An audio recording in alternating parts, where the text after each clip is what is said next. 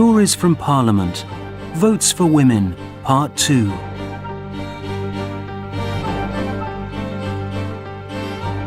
As Lady Constance Lytton, with influential friends, I'd been given special treatment in prison. Would I be treated differently if I changed my appearance and my name?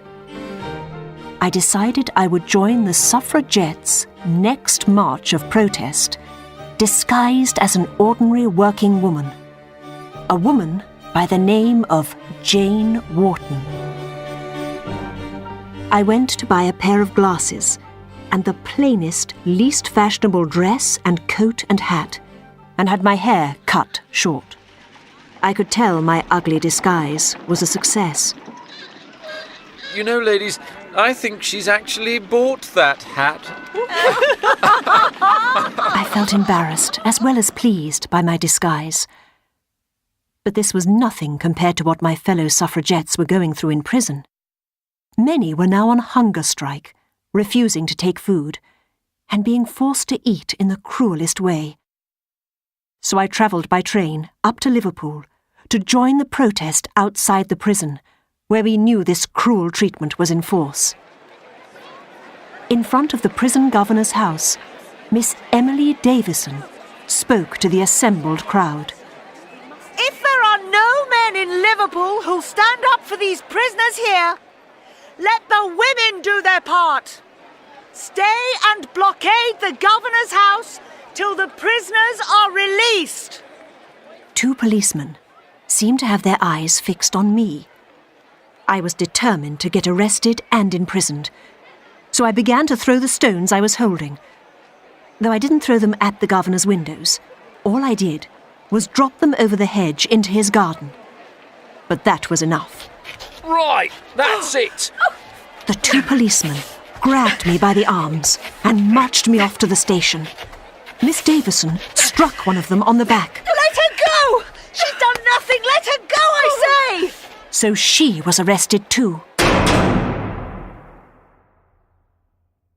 I was sentenced to 14 days hard labour.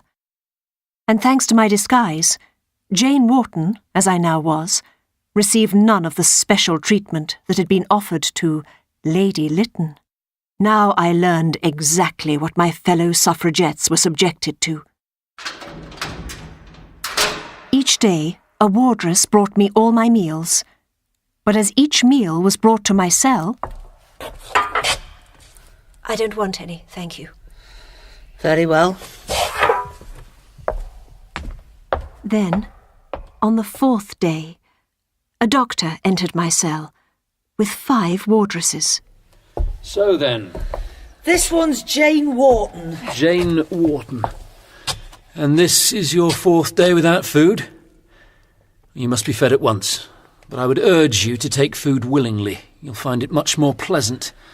When our government gives votes to women, I shall eat. This is absurd behaviour, all started by that Dunlop woman. Miss Wallace Dunlop began the hunger strikes, and all imprisoned suffragettes now follow her example. Very well. Let's lie her down on her bed. Come on. Why must you women resist? This is no way to help your cause. Then he thrust a tube down my throat. I choked as it reached inside. Down and down it went. Then the sloppy liquid food was poured in. It made me sick in seconds. It seemed an eternity before they took the tube out. I knew that Lady Constance Lytton would not have been treated like this. But ordinary Jane Wharton was a despised, helpless creature. And when she was out of prison, no one would believe a word she said. There were so many Jane Whartons in our land. We had to help them by winning votes for women.